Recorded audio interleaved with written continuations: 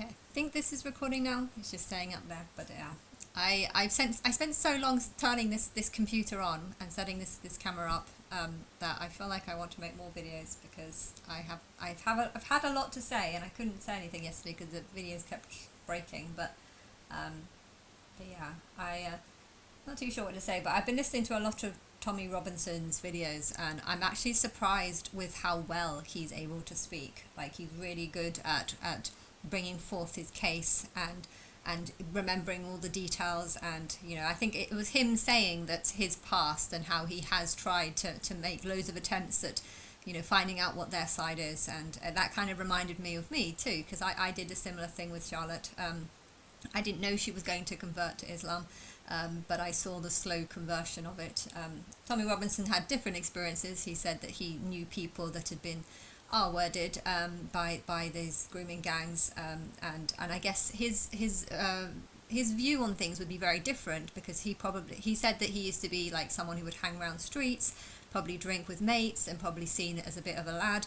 And I think this is something that a lot of politicians wouldn't respect. A lot of politicians or people in government or even the policemen, they see, white rioters kicking and doing violence and stuff. And I think because of this, the Islamic community seems to want to target people that are forgotten. Hence why they would target, the fact that the idea of them hanging around like, foster care people, children who don't have parents or children who have parents that are in prison, hence can't protect them.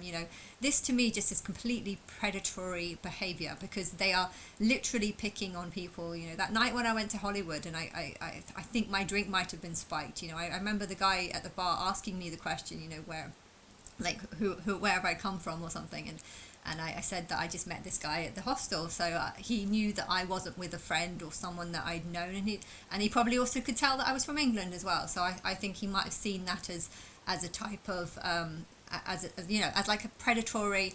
This girl isn't going to be protected. She isn't going to be believed. She isn't going to be helped. And the idea. I'm trying to think about the ideology of the people that are behind the grooming gangs. Choosing girls who have already had a bad start in life, who have already had parents not be able to be there for them and stuff, and then to think that the social workers are only out there for money. They ain't going to care.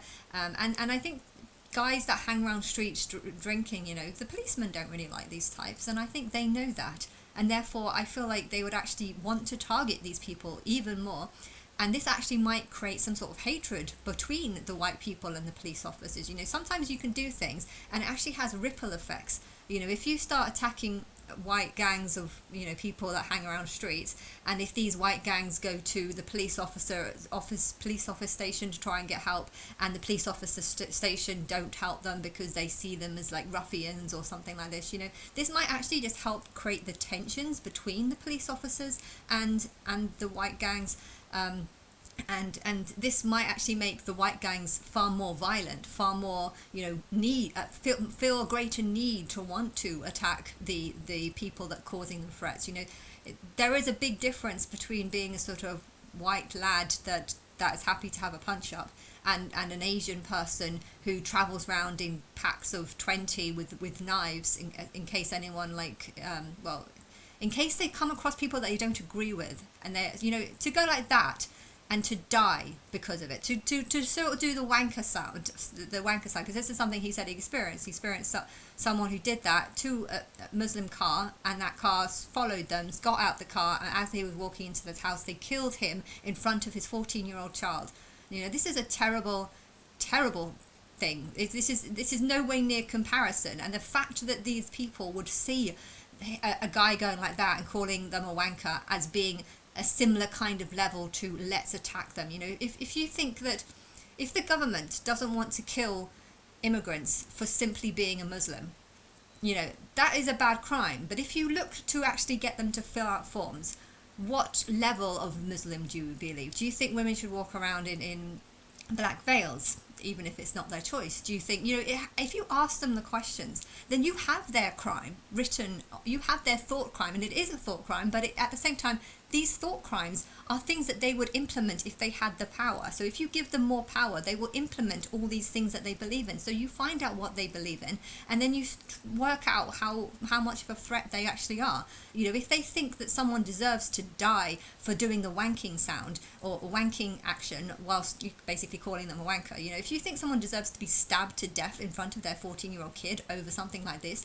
then why the hell would you take pity on these people and think that they don't deserve the death penalty? In fact, not even a trial. If you've got it on form that they support A, B, and C, which are things that are terrible, you know, you don't need a court hearing to get their opinion, because you've got their opinion. You just got them to give it to you by acting out that, oh no, it's only thoughts, you know, just because you want people who call, I don't know, if you call Muhammad a wanker and you think you deserve to die, you know, there's nothing wrong with that. But really, it's like, yeah, there is something wrong with that. The fact that you think that someone deserves to die over such a small, harmless thing, you know, this is crazy. And the idea that you've taken Tommy Robinson, he said that you've taken him from, he went to America on a friend's visa. So he went to America and he was doing some protests that weren't favourable or something like that, and he wasn't allowed to go back, but he took a friend's visa and did go back. And he went for 2 days, and then he came back and he found himself in isolation for 22 weeks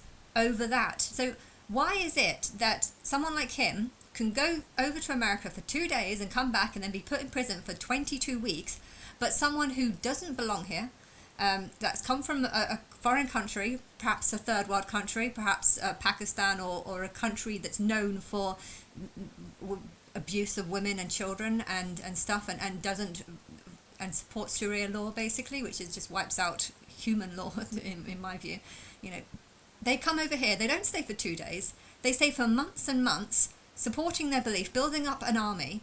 And what, you think that you can't just send them back because their country ain't going to put them in prison over something like this because they don't care. So why would you just let them get off? And if you send them back, they're just going to come back. And why is this so unfair? Like, it just seems so crazy. What, you put someone in prison, you do realize going to America for 2 days is not harming anyone. If he's gone to America and killed someone, then okay, that's a different matter. But if he's just gone to America for 2 days to, I don't know, give them a warning. He said he was giving them a warning about Islam and stuff. And yeah, that's a good thing. You've done them a favour. Why the hell would you put him in prison over something like that? You know, I definitely think there's something wrong in the court system, because I know that my mum, for a fact, has been going into the court system for the last 5 years over a present that she gave her grandson during the first year of his life. She gave him a present, and George used, and I think there was an attempt to come in and see the child, and George pushed her out to the house and then closed the door and then tried to claim that my mum was the one who pushed her. So he tried to allege that my mum was dangerous and violent, and you know what, she is a little bit mad, and she won't be able to fight a case like this. So I feel like in a way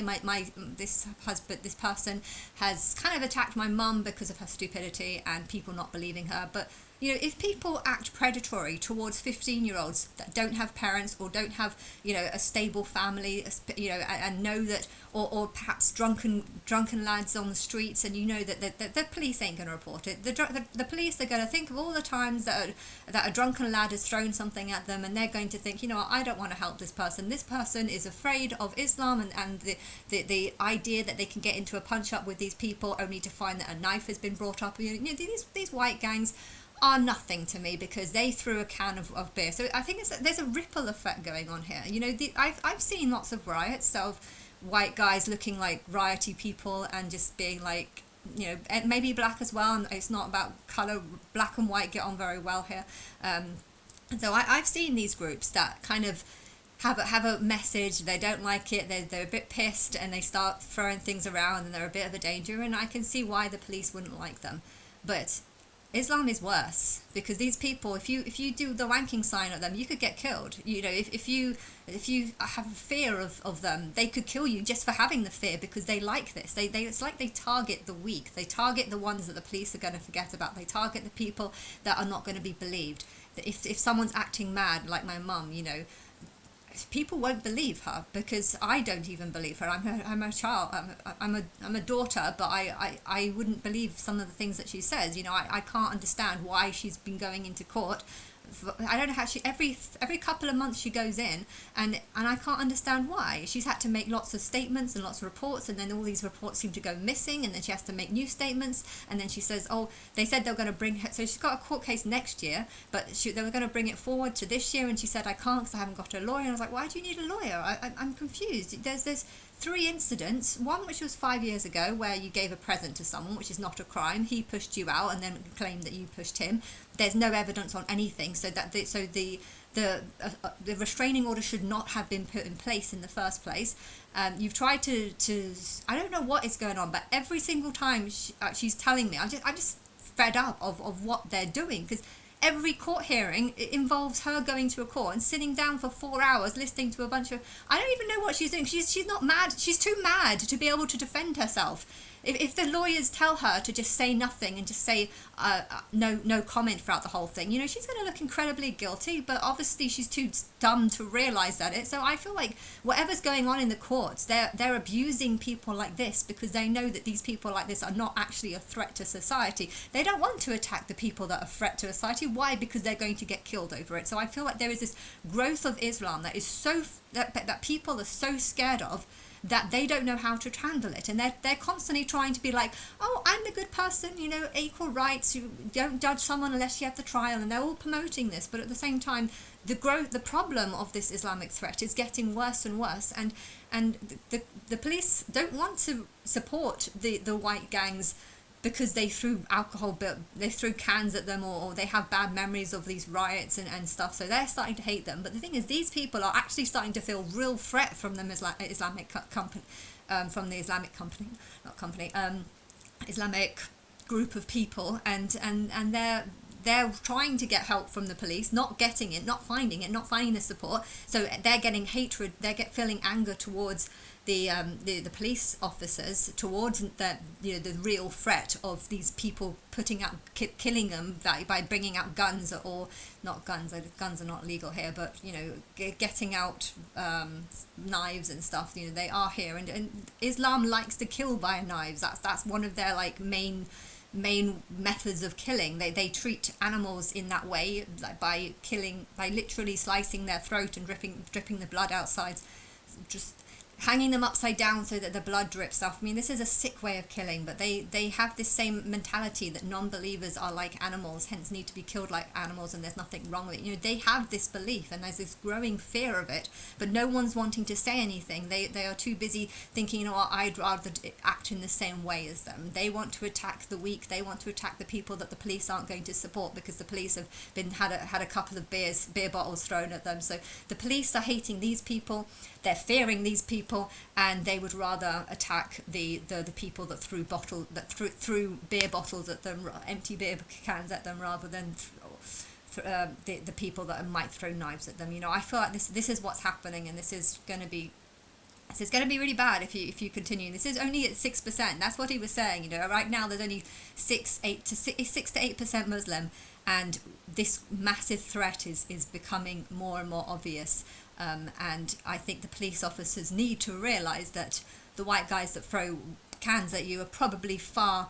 They'll be better to have. You would be better to work with them, and work out who are the worst, because these Muslims are only targeting the ones that are being. If there's a big group of gazelles, these are like wolves or hyenas that are just attacking the dropouts, the people that don't have parents, the people that don't have stable families, the kids that are drunk and you've got them locked up. If they're able to do this, it really does show what they're capable of doing. Their mentality of picking on the weak. Now, police officers should be worried, because after they've picked on the weak, they're going to start picking on them, because there's more of them. If there are more Muslims than police officers, then I think you've got a really big problem.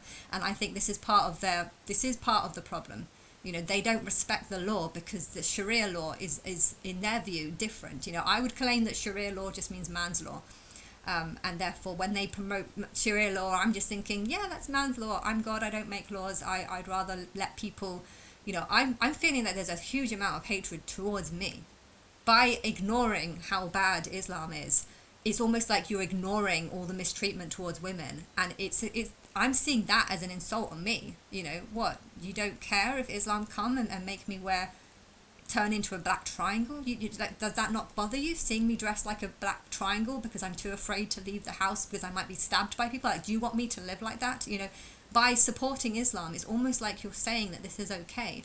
I mean, I don't mind you supporting it because you're trying to hide the fact that it's not okay, and you are actually trying to deal with the problem in a very bad way, but you don't want the Muslims to know because they might start getting more aggressive towards people. I know that is, but Islam is a real threat. Okay, Islam is a real threat, and people are shutting up because they don't want to get attacked. I'm getting visions of people who are saying that I've been trying to say this, and I've lost my job over it, and I've done, all these lot of bad things have happened to me because I've been trying to warn people, and I'm getting loads of death threats because I'm hearing. It's a black lady I'm seeing, but there's a few of these people that were saying that they've been trying. I think Asian as well. There have been people that have converted out and are trying to warn people that Islam is just can be a bunch of vicious people, because it's in their beliefs. They have all these sick rules. So the more Islamic you become, the more deeper you get, and the deeper you get, the more sick you are. And I feel like people aren't aware of the real danger, or they are aware, but they're hoping that it will just solve itself. And sorry, that's not how it works. If you are allowing it to come into your country, then I will let you bring it in, because that is what you chose and that is what you wanted, and you need to handle things differently when it comes to Islam. And that is a very strong message that I need to give, because rules apply. There are certain rules for humans and different rules for animals. And I feel like Islam is kind of more on the wildlife side, more on the wild side.